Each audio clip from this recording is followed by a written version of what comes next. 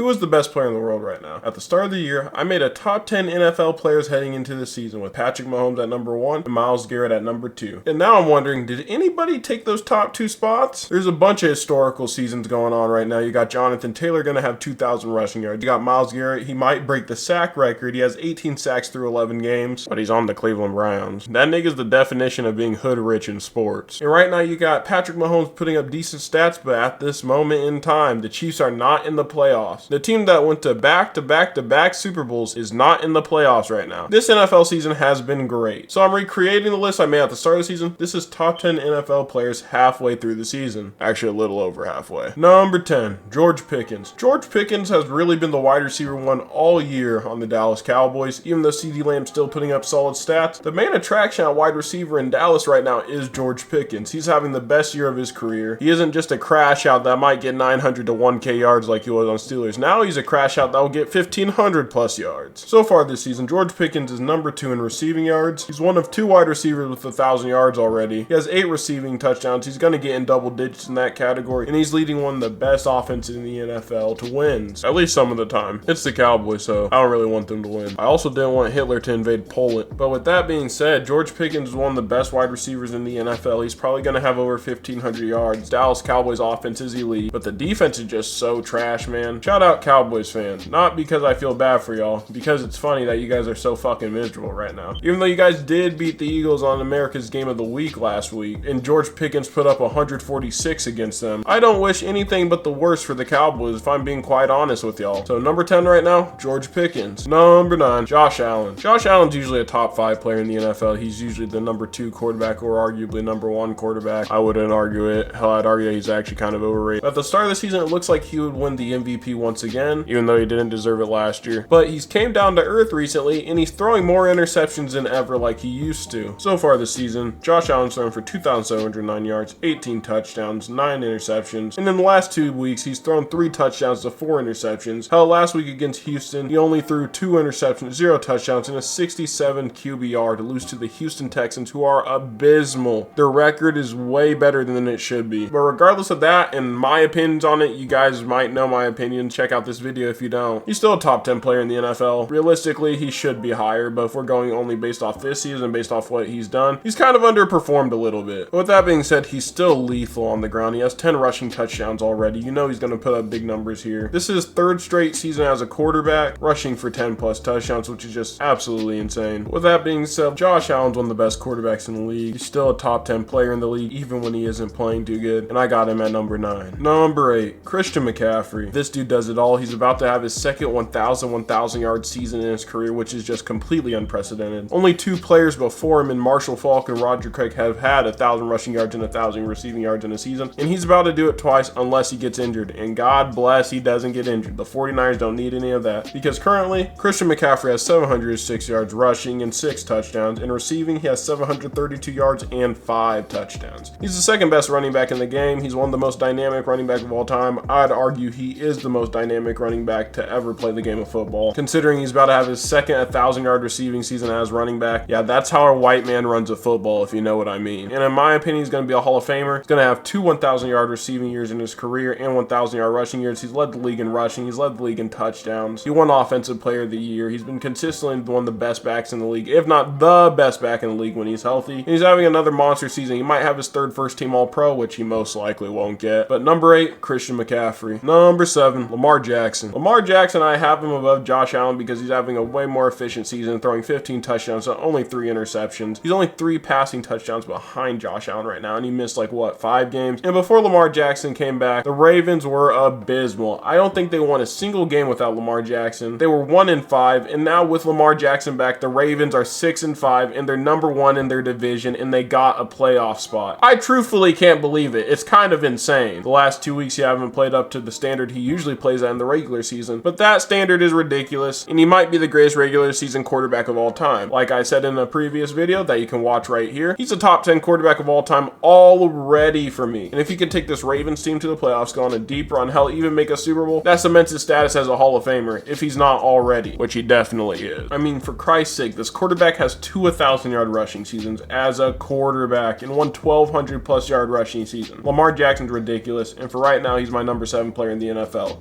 Number 6, Drake Maye. Drake Maye so far is leading the best team in the NFL to a 10-2 record. This is his first year really starting, and he's thrown 3,130 yards, 21 touchdowns, and 6 interceptions with 110 QBR through 12 games this season. While they might have had a cupcake schedule playing the Cincinnati Bengals, playing the New York Jets, playing the Atlanta Falcons, Cleveland Browns, and Tennessee Titans, and New Orleans Saints in 7 of the last 8 weeks, winning games matter, putting up good stats matter, and I'd be a fool to act like it didn't. But with that being said, the season he's having on the Patriots is tremendous. It's stupid that the Patriots get another good quarterback because they quite literally had Satan as their last quarterback. That was great. But Drake Maye is a very likable player in the NFL. He's putting up good numbers. Honestly, he's probably top 3 in my MVP vote right now. The top 2 we'll get to later, but if he wins MVP, goddamn New England, you guys are spoiled. But with that being said, number 6 player in the NFL for me is Drake Maye. Now on to the top 5. Number 5, Patrick Mahomes. Patrick Mahomes is having a usual good season for him, but right now the Chiefs are 6-5 and they are out of the playoffs. But I am telling you, take Patrick Mahomes off this team and they are 0-11. The Chiefs don't have a run game. The Chiefs don't really have a wide receiver one. Chiefs have a lot of dynamic players, but an aging Travis Kelce being their leading receiver is kind of ridiculous, especially in Patrick Mahomes' prime. Did you know Travis Kelce was dating Taylor Swift? But Patrick Mahomes is playing great football. So far this season, Patrick Mahomes has thrown for 2,977 yards, 18 touchdowns, 7 interceptions on a 93.8 QBR. He's probably going to throw for over 30 passing touchdowns again. He might get a few MVP votes if the second half of this season is pretty good. And not to mention, he has 4 rushing touchdowns on the ground. For a while, he was leading the NFL in touchdown passes and total touchdowns, which he isn't anymore. He might not win the MVP and might not place top 3 in MVP candidate, but when it comes to a player that I want on my team, and when it comes to how he's been keeping his team afloat and not losing his team games, hell, even winning a bunch of them, if not all of them for his team, it's got to be Patrick Mahomes. And his stats aren't bad, having 22 touchdowns on the season and not turning the ball over. I got to give it to Patrick Mahomes in the top 5 here. Call me biased because I definitely am, and if you call me biased, you're probably a liberal, something Patrick Mahomes isn't. So get the fuck out of my face. Number 4, Jaxon Smith-Njigba. Jaxon Smith-Njigba isn't my wide receiver 1 in the entire NFL. If the season stopped today, he'd be the best wide receiver this season. Me personally, I do have Justin Jefferson over him. If I were to take a player over him at the wide receiver position, I just think Justin Jefferson has more upside and more talent than Jaxon Smith-Njigba. But he's a very talented wide receiver, and he's shown it off all year. Hell, he might win Offensive Player of the Year if I'm being quite honest. He's one of the 2 only players with George Pickens to have 1,000 yards, and he doesn't just have 1,000 yards so far through 11 games. He has 1,300 yards this year. In 8 of the 11 games he's played, he has had 100+ yards. He has 7 touchdowns on the year, and this Seattle's offense looks insane. They look ridiculous. It's one of the best teams in the NFC, and a big part of it is because Jaxon Smith-Njigba and how he's been the best wide receiver in the league this year. He's going to have his second 1,000-yard year. I really think this dude could be wide receiver 1 in the entire NFL. He got that trajectory on him already. He could be a Hall of Famer. He's a young kid, excellent route runner. He might not have the height or the strength on people, but he is just wide the fuck open, man. And it sucks because I hate the Seahawks, and I literally want to puke out of my asshole because I'm talking about a Seahawks player and glazing him right now. But Jaxon Smith-Njigba is the truth. And if you have him on fantasy, go fuck yourself. But with that being said, number 4 in the NFL for me is Jaxon Smith-Njigba. He's also my wide receiver 1. Number 3, Jonathan Taylor. Jonathan Taylor is one of the greatest running back talents of all time, and we're going to have some uncomfortable conversations if he can stay healthy. He averages the most rushing yards per game, which might be the most valuable stat for a running back to have. And every time he steps on a football field ever in his career, he's fucking electric, man. Watching this guy run is a treat. Yes, he has a great offensive line in the Indianapolis Colts, but Jonathan Taylor, how he runs, how he's physical, how he has breakneck speed, he can hit you with a move. It's something of beauty, honestly. He makes running the football look like an art form, and that's something we really need in the modern game. And if I'm being honest right now, I'm tied between him and number 1 for who my MVP vote would go to. But if you said Jonathan Taylor should win MVP, I wouldn't blame you. The Colts are on a roll. 2 weeks ago against the Atlanta Falcons, he had 32 attempts, 244 yards, and 3 touchdowns. 2 weeks before that against Tennessee, he had 150 yards, 2 touchdowns. The week before that against the Chargers, he had 94 yards and 3 more touchdowns. The week before that against Arizona, 123, 1 touchdown. Week before that against the Raiders, 66 yards and 3 touchdowns. 2 weeks before that against Tennessee, 102 yards and 3 touchdowns. He's averaging damn near 6 yards per carry. This guy's ridiculous. He has 15 rushing touchdowns through the season to go along with 1,197 yards. He could have a 2,000-yard season if he really puts it in full gear. He might have 20+ rushing touchdowns. And when it really comes to the most valuable player to team success, and you told me Jonathan Taylor, I can't argue with you. He's electric. With that being said, I'm very high on Jonathan Taylor. He's my number 3 player player in the NFL halfway through the season. He's the best running back in the NFL. He's having a ridiculous season. He's the running back 1, and he's the number 3 player in the NFL. Number 2, Matthew Stafford. This is who I probably have winning the MVP. I said at the start of the year, actually, if Matthew Stafford can put together an MVP season this year, he'll be a Hall of Famer, no question, maybe even first ballot. So far this year, Matthew Stafford has 2,830 yards, 30 touchdown passes already through 11 games, and 2 interceptions. We aren't talking about this enough, but Matthew Stafford could legitimately throw for 50 touchdown passes this year. He could join the club of Patrick Mahomes, Peyton Manning, and Tom Brady in the 50 touchdown passing club. I'd actually be very surprised if he doesn't win MVP. He's been the best quarterback so far through the season, and he's had some monster games. Against San Francisco, he threw for 284 touchdowns, 0 interceptions. Against the Saints, he threw for 281, 4 touchdowns, 0 interceptions. And then the week before that against Jacksonville, he threw for 182, 5 touchdowns, 0 interceptions. These were back-to-back-to-back games. In 3 games, he threw for 13 touchdowns and 0 interceptions, having 100 QBR in every one of those games. And if you want to get real about it, since week 3 of the NFL season, he's thrown 25 passing touchdowns to 0 interceptions, going 7-1 through that span. Matthew Stafford's the truth. He's the best quarterback in the NFL so far through this season. And if he wins MVP, he's a Hall of Famer. He's pushing 40, but this MVP season, I believe, will cement him. But he's not number 1, though. Number 1, Myles Garrett. Myles Garrett might be the best player in the NFL, period. Not even just because this season. He might be the best player in the NFL. If the MVP wasn't a quarterback award, if it wasn't like voting for an independent in the election, Myles Garrett would be my MVP. But the thing is, he's on the Cleveland Browns. Like I said, he's the most hood-rich professional athlete in all of sports right now. Because through 11 games, this dude has 18 sacks. Through his last 4 games, he has 13 sacks. There's not a lot more I can say about Myles Garrett that hasn't already been said. He's probably one of the greatest pass rushers of all time. He's making a case for the greatest defensive end ever. Even though personally, I got Reggie White as the greatest defensive player and defensive end of all time. This is his 5th season with 13 plus sacks. He's gonna get his 2nd defensive player of the year. And in my opinion, if he doesn't retire within the next 10 years, he will get the all-time sacks record. He'll have over 200 in his career because through 8 years, he already has 120 and a half. Unprecedented numbers. We haven't seen this type of efficiency from a pass rusher ever. It sucks he's on the Cleveland Browns. I hope he gets traded and wins a Super Bowl so he can cement his legacy as maybe the greatest defensive player in NFL history. For right now, he's just the best player in the league. With that being said, y'all like, comment, subscribe. I appreciate the recent support on these videos a lot. I'll catch y'all boys later. This is Oz Sports.